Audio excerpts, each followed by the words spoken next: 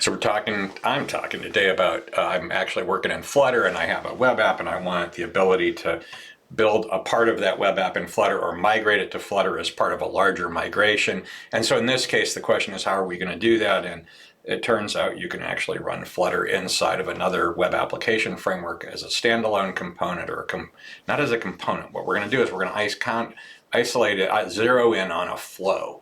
We're going to try and find some subsegment of work that would be a flow. And in this case, let's pretend I'm doing a shopping app. So I have the shopping experience, I've got the rating service, I've got the cart management, I've got the buy, where I check out, right? And so that's like 4 different flows. I've only drawn 3 here. So let's do shopping, cart viewing, and referent rating service, right? And so if I can find a flow that's isolated, what I want it, and I can put that in an insert in the screen, or I can have it take up an area of the screen that's asynchronously filled, then that's what I'm going to do. And what I'm going to identify is the minimum required keys to make that thing work, right? And so I'm actually, let's say I'm logged in, so I have an identity token.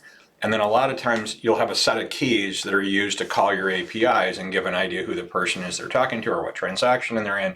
And sometimes that's all we need to drop into one of these flows. So if I was going to do the review piece, I'm an authenticated user and I'm going to be allowed to add a review to a product, right? And so I have an identity token that says who I am, and I'm in this kind of browsing session. And why do I have a session key? That's so I can do all the metrics and visibility and see what that person's doing.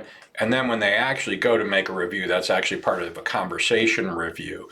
And so it looks like if I'm going to initiate a review, I need maybe 2 keys or 3 that need to be passed to, in this case, a Flutter. And so what I'm going to do is run that in an insert and make keys available, the identity token, so this can be authenticated, review, and then I'm going to have a session key so that the metrics all work. And then I'm going to have a conversation ID that's like the review conversation.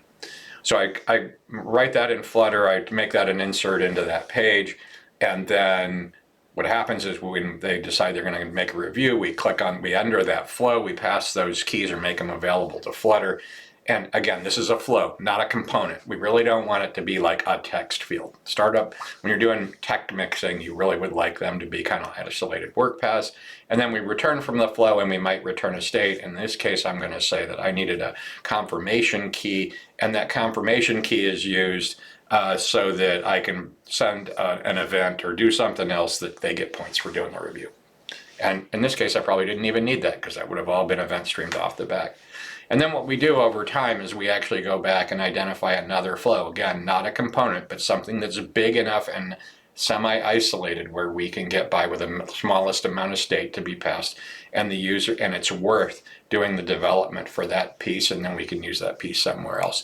So that's the path. 3 minutes. Oh man, I don't know. Anyway, the key is we're not going to pass everything back and forth. We're not going to pass a million fields back and forth. We don't want to do that. What we want to do is isolate a flow, identify the flow, identify the state that's required to spin up the flow and to shut down that flow, and then migrate that to the new tool set, and then we can use our monitoring systems to see how that new tool set worked. I hope that was good. Leave feedback. Have a great day.